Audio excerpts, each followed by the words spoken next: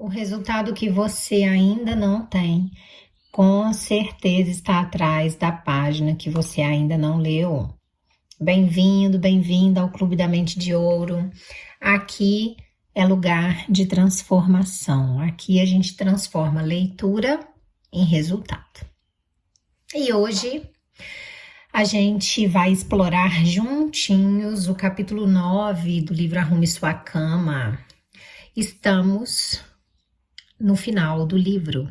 Só tem mais o capítulo de hoje 9 e o de amanhã o 10. Amanhã eu vou conversar com vocês sobre a próxima leitura, tá? Que já começa na sequência. Vamos focar em finalizar o Arrume Sua Cama, que é um livro lindo, né? Escreva aí pra mim se não é um livro lindo. Eu acho que eu escolhi, assim, para começar uma obra-prima, né?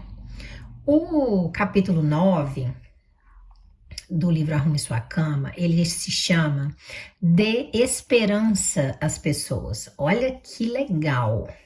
Porque até então a gente estava falando muito voltado para mim, né? O eu, resolver o meu problema, né? E aí vem do nada e entra, vocês vão ver que não é do nada, esse capítulo no livro que se chama Dê Esperança, não a você, às pessoas, né? Esse capítulo, gente, ele é um dos mais humanos e inspiradores que eu já li de todos os livros que eu já li, que são muitos, tá? Ele fala sobre liderar, mas não liderar, dar ordens. Ele fala sobre liderar pelo exemplo, dando o seu exemplo. Ele fala sobre empatia, mas não aquela empatia, sim, aquela pessoa é legal. Não, empatia verdadeira, empatia de verdade.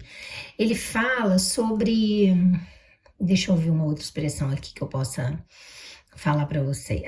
Ele fala sobre como um simples gesto de esperança que você atribui para alguém pode mudar a vida desse alguém que está à beira de desistir da sua vida, né? Então, ele é um capítulo muito lindo, porque, gente, servir ao próximo é o que há de mais nobre que a gente pode fazer na vida, né? Vocês vão ver muitas leituras aqui comigo que vai falar muito de nós mesmos, né? Para você falar para você mesmo, porque às vezes a gente esquece da gente porque a gente quer agradar os outros. E nenhuma dessas duas coisas é o que eu tô falando aqui. A gente vai falar muito, a gente vai ler muito sobre o eu, porque a gente precisa estar bem para conseguir ajudar as outras pessoas. A máscara de oxigênio, quando cai, você vai respirar, para você conseguir continuar consciente e ajudar todas as outras pessoas que dependem de você, ok? Mas, na outra ponta, tem a outra vertente, elas andam juntas, porque você só quer ficar bem para você poder ajudar os outros. Então, ajude os outros quando você fica bem. Fortalecer um pilar, vai para o segundo, né? Esse segundo pilar, que é servir ao próximo, ele é praticamente um propósito universal da vida de todos nós, né? Então, quando a gente fala de dar esperança na vida das pessoas, a gente está falando de conseguir, grande parte das vezes, salvar essas pessoas, porque podem ser pessoas que estão à beira mesmo de desistir delas mesmas, tá? E às vezes um simples gesto que você atribui de dar esperança a elas muda tudo, tá joia? Se esse tema faz sentido para você, se inscreve no nosso canal, Clube da Mente de Ouro, ativa o sininho, porque você vai receber vídeos novos todos os dias. Eu produzo para você todos os dias, faço questão, não abro mão disso. Para quê? Para fortalecer sua mente, para você conseguir viver seu propósito de vida. A vida com propósito, gente, é muito melhor, tá? Então, para começar esse capítulo, que é lindo, eu já vou semear aí uma frase para vocês, né? Porque eu sou a menina das frases, né? Vocês sabem disso. Então, eu já jogo aqui que a esperança é a energia que mantém o ser humano de pé. Porque se a gente não esperar que coisas boas vão acontecer, por que a gente levanta de manhã? Né? Então, esperança é uma energia, é um combustível que nos mantém de pé. Ok? Então, bingo, né? Então, o jogo do bingo já começou. Vamos lá. No livro Arrume Sua Cama, gente, ele vai deixar bem claro nesse capítulo, o nosso autor, Almirante William McRaven, que no meio do caos, um simples gesto pode reacender a coragem de quem estava prontinho para desistir. A pessoa estava ali, ó, na beiradinha da ponte. Se bobear um pé, já estava até pro lado de fora. Mas isso é um caos, né? No meio desse caos, um simples gesto, e é simples mesmo, tá, gente? Porque para nós, às vezes, é simples ter esse gesto de dar esperança às pessoas. A gente faz isso sem nenhum ônus para nós. Para nós é fácil, mas para a pessoa que está recebendo, é um bálsamo. É tudo o que ela precisava. Para ela é muito grande. Ok, então a gente vai começar a ler. E depois eu vou soltar os bingos aí para vocês pensarem na vida, né? Falarem comigo aí nos comentários. E depois eu vou semear, né? Umas perguntinhas no coraçãozinho de vocês. Vamos lá. Dê esperança às pessoas. Peço perdão pela garganta, tá? Tomei uma chuvinha essa semana e a minha garganta começou a reclamar. Bebendo bastante água para melhorar, mas ainda não tá 100%. E eu uso muito a voz para trabalhar, então vamos lá. No começo do capítulo, ele começa com a célebre frase: se você quer mudar o mundo, como todos os outros capítulos, né? E no capítulo 9, se você quer mudar o mundo, comece a cantar quando estiver enfiado na lama até o pescoço. Eu gosto de chamar enfiado na lama até o pescoço de ofurô de cocô, tá? Não fui eu que inventei, eu ouvi isso em algum treinamento que eu fiz.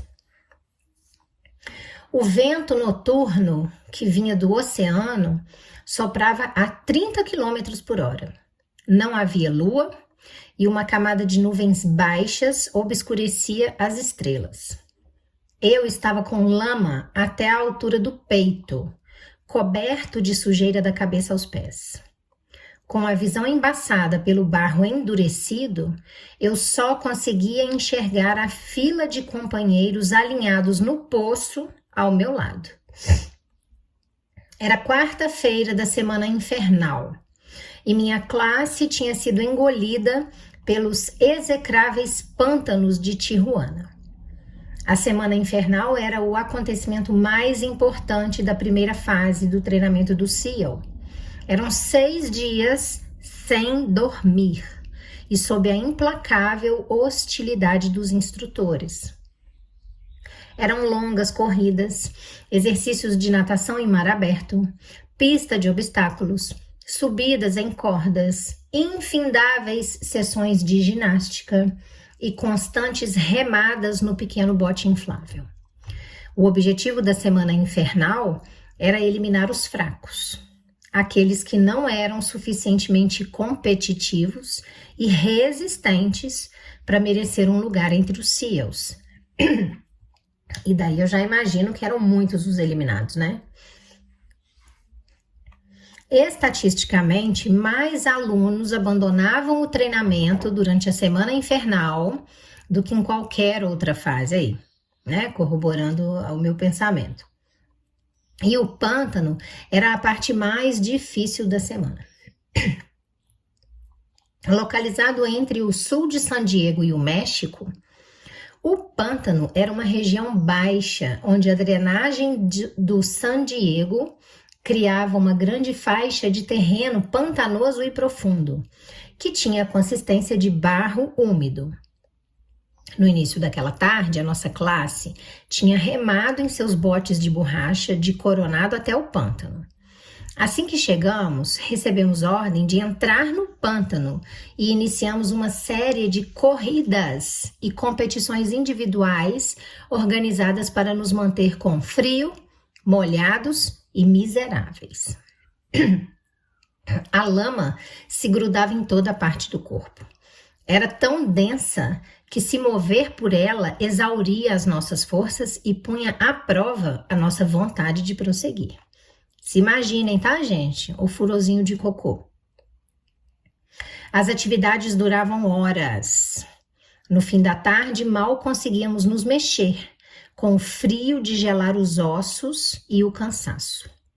Quando o sol se punha, a temperatura declinava. A velocidade do vento aumentava e tudo parecia ficar ainda mais difícil. A moral caía rapidamente.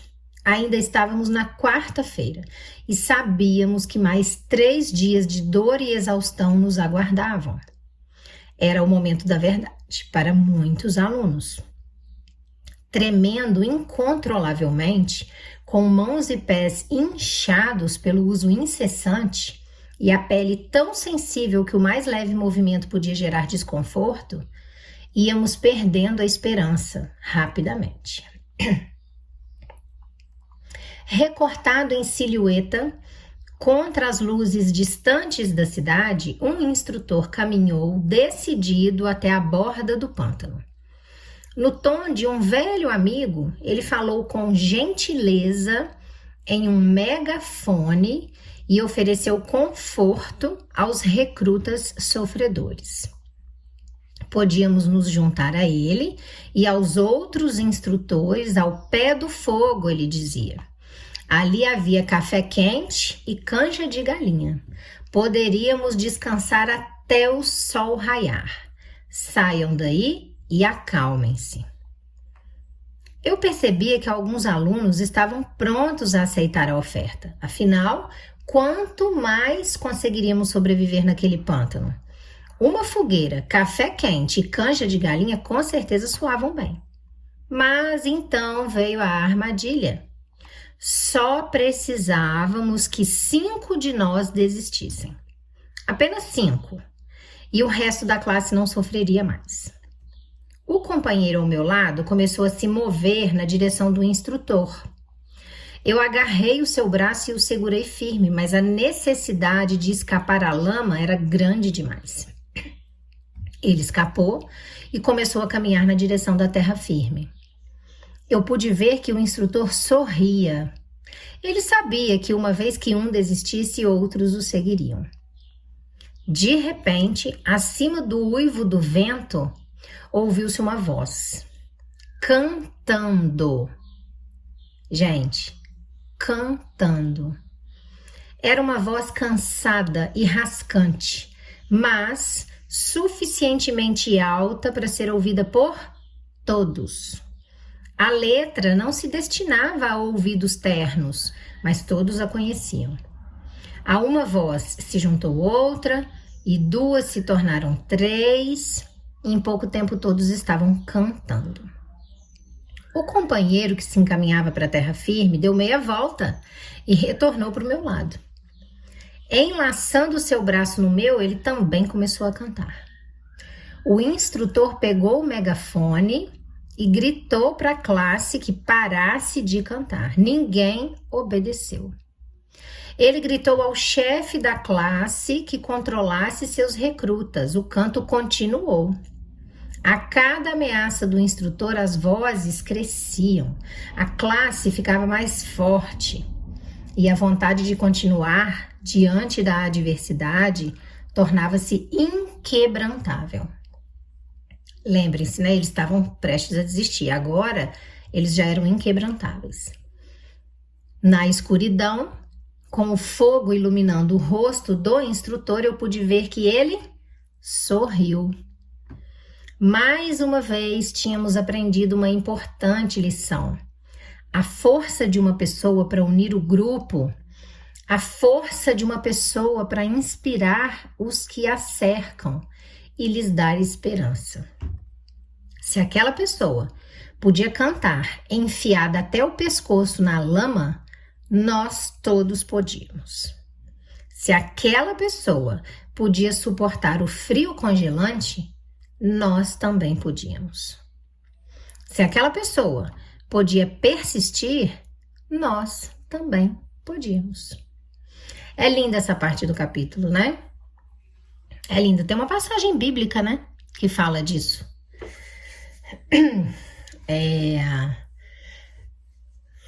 Não vou me lembrar agora. Silas na prisão, né? Que eles começam a cantar e as algemas se quebram, né? A cadeia se rompe e eles são libertos, né? É maravilhosa essa passagem. Eles começaram cantando, né? Eles estavam sendo torturados, começaram cantando e obtiveram a liberdade, a libertação. Gente, vamos começar os bingos, então, tá? Dar esperança para alguém, para começar, não é prometer o impossível, tá? Não é mentir para essa pessoa.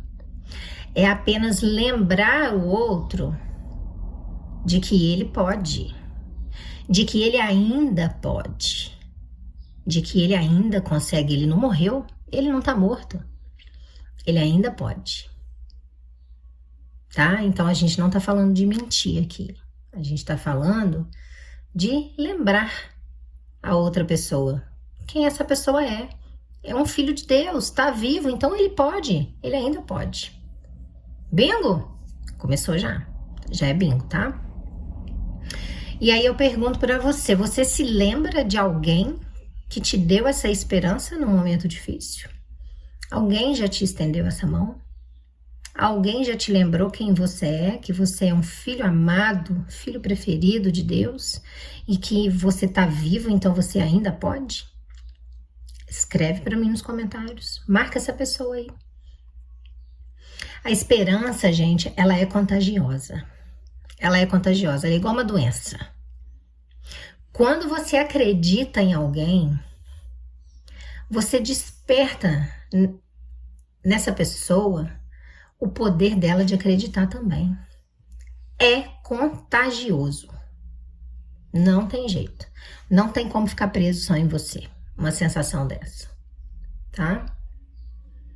Por isso é importante. É uma forma de servir ao próximo. É uma forma de ajudar. Contagiando ele com essa doença maravilhosa que é a esperança. Eu acredito. E aí você me vê acreditando, confiante, esperançosa. Você começa a acreditar também. Bingo? Bingo, tenho certeza. E aí eu também vou te perguntar, em cima desse bingo, será que você tem sido fonte de esperança para alguém? Ou será que você tem drenado a energia das pessoas ao seu redor? Qual das duas pessoas você tem sido para os seus próximos? Fonte de esperança? Ou uma draga de energia? Pensa aí, essa daí você não precisa nem escrever aí para mim. Porque para algumas pessoas vai ser muito humilhante escrever a resposta, mas para e pensa, lá no seu âmago, tá? Lá no seu coraçãozinho. E então, para não ficar feio demais aí, eu vou falar do lado de cá também, tá? Na minha vida, eu percebo que os piores dias, né? Aqueles dias mais sombrios, eles se tornaram mais suportáveis, porque os dias mais sombrios não se tornam maravilhosos instantaneamente não, tá, gente? É deserto, é processo. Mas eu percebi que eles saíram de sombrios para suportáveis, e já é maravilhoso isso, né? Quando alguém me lembrou que eu ainda podia tentar, quando alguém me lembrou que sim, eu tô viva, eu posso. Posso sim, eu posso tentar, eu ainda posso porque eu estou viva. Então, na minha vida, foi fundamental ter essas pessoas perto de mim. Às vezes, gente, a melhor ajuda que você pode oferecer para alguém é só olhar nos olhos dessa pessoa e dizer: você consegue. Você consegue, né? Eu uso muito essa frase aqui em casa. Nossa, eu falo isso muito. Muito mesmo. Eu falo sempre aqui em casa. Não tem ninguém aqui da minha família que não escute quando eu digo. Quando eu escuto algum comentário, nossa, está muito difícil, eu não vou conseguir. Eu falo, você consegue. Sim, você consegue. Quando você se vê de frente de um dia sombrio, você vai falar para você mesma, porque às vezes eu não vou estar do seu lado. Eu consigo. E vai repetindo até você acreditar. E vai fazendo, porque aí você consegue, tá? Dar esperança para outra pessoa não é sobre salvar a vida da outra pessoa, pura e simplesmente. Não tô falando que ninguém aqui vai virar super-herói. Dar esperança para outra pessoa é sobre acender uma faísca, sabe aquela centelha divina que tem dentro de cada um? É reacender essa faísca que essa pessoa vai precisar usar para se levantar. Essa chama tem que estar acesa, quentinha dentro dela. E às vezes com a vida vai se apagando, com as dificuldades da vida, né? Então ninguém aqui vai salvar ninguém. Não precisa achar que tem que fazer isso tudo por alguém. Ok? Bingo? Bingo, né, gente? Bingo. Bom, depois desse super bingo, eu vou ler a última parte do capítulo 9. E depois a gente continua, né? Considerações finais, tá? Então vamos lá. A sala de espera da base aérea de Dover estava repleta de famílias enlutadas, crianças inconsoláveis soluçando no colo das mães, pais de mãos dadas na esperança de dar força um ao outro, viúvas com um olhar distante de incredulidade. Apenas 5 dias antes, um helicóptero que transportava SEALs da Marinha e seus parceiros das operações especiais afegãs, pilotado por aviadores do Exército, tinha sido abatido no Afeganistão. Todos os 38 homens a bordo tinham morrido. 38, gente. 38 famílias, né? Era a maior perda na guerra ao terror. Em menos de 1 hora, uma aeronave C-17 foi designada para pousar em Dover, de onde as famílias dos heróis mortos seriam escoltadas até a área de pouso para encontrar os caixões cobertos com a bandeira dos Estados Unidos. Mas, enquanto as famílias aguardavam, o presidente dos Estados Unidos, o secretário da Defesa, seus comandados e chefes militares entraram na sala de espera para prestar homenagem e dar conforto aos familiares dos mortos. Eu já tinha comparecido a dezenas de serviços fúnebres de soldados mortos. Nunca foi fácil.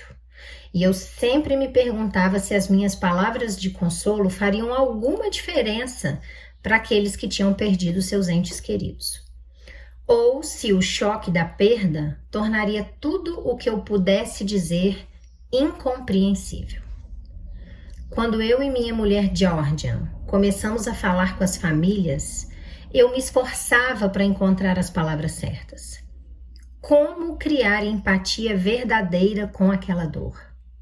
Como lhes dizer que o sacrifício do filho, do marido, do pai, do irmão ou do amigo valerá a pena? Eu fiz o que pude para confortar cada um. Eu os abracei, orei com eles, tentei me manter forte por eles, mas eu sabia que as minhas palavras não eram capazes de aliviar essa dor. Então, enquanto estava de joelhos ao lado de uma mulher idosa, Notei que a família ali perto de mim conversava com o tenente-general John Kelly. Assessor militar do secretário da Defesa, John Kelly era um homem alto, magro, com os cabelos grisalhos curtos e vestia um imaculado uniforme dos fuzileiros navais.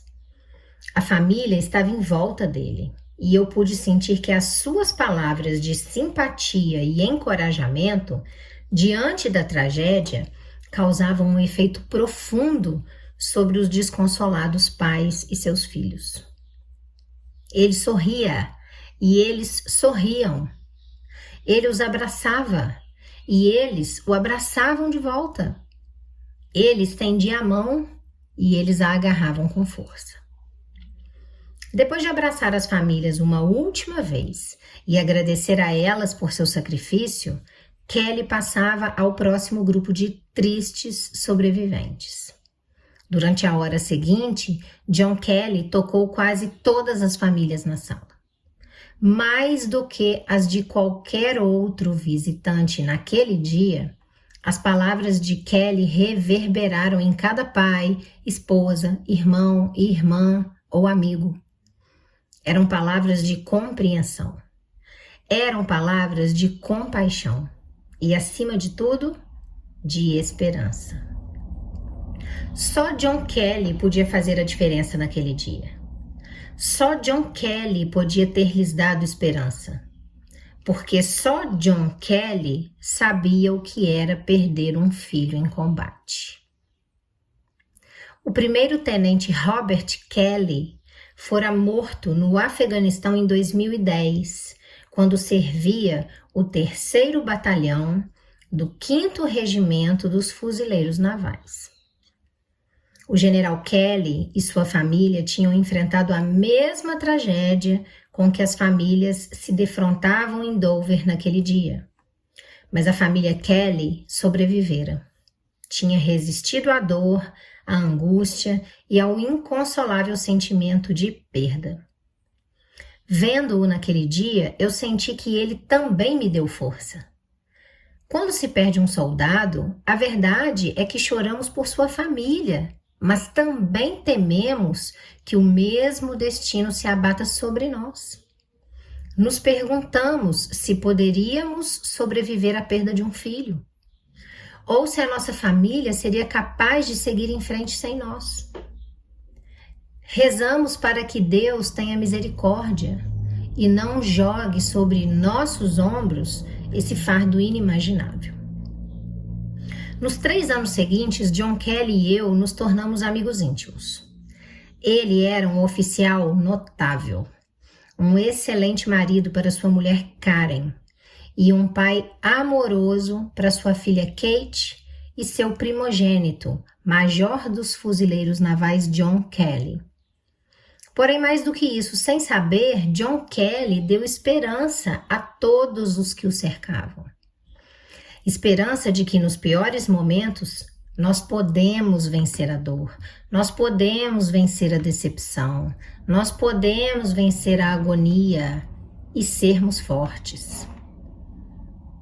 De que temos dentro de nós a capacidade de prosseguir, não apenas para sobreviver, mas também para inspirar outras pessoas. A esperança é a força mais poderosa do universo. Com esperança, podemos inspirar nações a atingir sua grandeza. Com esperança, podemos ajudar os oprimidos a se levantar. Com esperança, podemos aliviar a dor da perda insuportável. Às vezes, tudo o que é preciso é uma pessoa que faça essa diferença. Algum dia, qualquer um de nós se verá enfiado na lama até o pescoço. É o momento de cantar alto, de sorrir francamente, de animar os que nos cercam e lhes dar esperança de que o amanhã será, sim, um dia melhor. Gente, que capítulo é esse? Esse capítulo é maravilhoso, né? Ele é maravilhoso, maravilhoso. E aí a gente vai para as nossas considerações finais. Eu vou dar os últimos bingos, tá? Para vocês, vou semear, né? E eu tenho certeza que isso tá germinando demais na vida de vocês, gente. Porque, olha, eu sou uma pessoa igual a vocês. E quantas vezes eu leio isso, eu germino. Novas sementes germinam em mim, então eu tenho certeza que germinam em vocês também, tá? Vocês percebem o que ele fez aqui nesse capítulo? Vocês percebem que uma palavra de fé, no momento certo, muda destinos? Vocês percebem? No momento certo. Uma palavra de fé, no momento certo, muda o destino de uma pessoa. Isso daí é liderança, gente. Liderança verdadeira. Liderança verdadeira é isso aí. É você inspirar pessoas a acreditarem nelas mesmas quando tudo parece perdido. Isso é liderança verdadeira. É você conseguir fazer com que aquelas pessoas que estão no caos, na perdição total, consigam acreditar em si mesmas. Bingo, gente. Super bingo, né? Super bingo. Então, já que eu usei a palavra liderança, vamos pegar o líder aqui. O que vocês entendem por líder? Não é chefe, gente. Líder não é chefe. Líder não é quem tem todas as respostas. Ninguém tem, né? Líder é quem lembra as outras pessoas que sim, ainda existe um jeito, ainda existe uma forma, ainda existe um caminho. Bingo? Daí vocês já sabem se vocês são líderes ou não, né? Líder não manda nas pessoas, não é isso que é liderança verdadeira. Liderança verdadeira é lembrar as pessoas que elas conseguem fazer, que existe um caminho, ok? Então, o que a gente tem que fazer? O que a gente tem que tirar para nossa vida hoje? Qual ação? Que a gente tem que dar esperança às pessoas, gente. Deem esperança às pessoas, porque quando você ilumina alguém, essa pessoa fica tão brilhosa, ela brilha tanto, que essa luz irradia para quem? De volta para você. Então você também brilha de volta. Gente, tem bingo maior do que esse que eu acabei de falar, tanto que eu nem vou repetir. Ele é muito bingo, esse bingo, tá? Isso é esperança, gente. A esperança é uma força invisível. A gente não vê, a gente sente, mas essa força, ela conecta as pessoas. E a partir do momento que ela conectou as pessoas, essas pessoas são transformadas. Porque flui uma energia muito grande entre elas. Podem ter certeza. Talvez vocês nunca tinham pensado em esperança dessa forma. Mas ela é poderosa. Muito poderosa, ok? Você tá no Clube da Mente de Ouro. Aqui não tem teoria vazia, de jeito nenhum. E se você quer se aprofundar nesse tipo de mentalidade que eu converso com vocês aqui, onde eu pego leituras maravilhosas e destrincho, né? Pra gente adequar, adaptar, pra gente instalar na nossa vida real, eu explico isso para vocês passo a passo no meu livro Mente de Ouro, que é um livro prático, de estratégias para você performar na vida, tá? Vida pessoal, vida profissional, vida emocional, vida espiritual, vida financeira, tá joia? O link eu vou deixar aqui na descrição do vídeo e no primeiro comentário fixado também, tá? Quero que vocês se lembrem sempre, a riqueza começa na mente, não é no bolso de vocês, mas ela só floresce, germina e floresce quando você coloca ela em ação e ajuda os outros a crescerem também, ok? Quero saber, escreve aqui para mim nos comentários, Qual lição você vai carregar com você hoje? E qual ação você vai botar em prática de tudo isso que a gente conversou aqui hoje? Quem na sua vida mais te inspirou a não desistir? Escreve para mim, marca essa pessoa, manda um vídeo para ela. Honra a vida dela. Se inscreve no Clube da Mente de Ouro, ativa o sininho, vem comigo. Porque o próximo capítulo pode ser exatamente o que vai acender a sua próxima faísca. Um beijo no coração de cada um de vocês.